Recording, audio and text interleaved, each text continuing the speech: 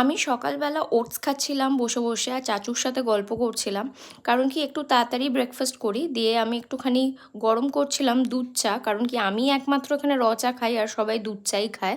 তো গরম করে যারা যারা খাওয়ায় তাদেরকে দেওয়ার পরে আমি স্নান করে একটুখানি পুজোটা করে নিলাম, কারণ কি আমার সময় ছিল বলে, আর আজকে শনিবার তো কাজের বেশি চাপ থাকে না। দিয়ে আজকে একটা আমের সাথে সাথে যেই পেন্ডিং কয়েকটা মেল পেন্ডিং ছিল সেইগুলো সেন্ড করে দেওয়ার পরে প্রায় বেশ অনেকই লেট হয়ে গেছিলো, তো লাঞ্চে খুব একটা কিছু করিনি। দিয়ে ছাদ থেকে জামা কাপড় তুলে এসেছি, 5 মিনিটের জন্য গেছিলাম, বিশ্বাস করবে না এসি রুমে এসে মনে হচ্ছে যে আমরা কোথায় না কোথায় চলে এসেছি, যে এত গরম, মানে 1 সেকেন্ডে তুমি ঘেমে নিয়ে হয়ে যাবে। দিয়ে বিকেলে আমি একটুখানি রাহুলকে খেতে দিচ্ছিলাম, সেটা কি দিচ্ছিলাম বলো তো, বললো কর্নফ্লেক্স আর দুধ খাবো। তো কর্নফ্লেক্স দুধও খাচ্ছিল আর আমি এদিকে চা খাচ্ছিলাম।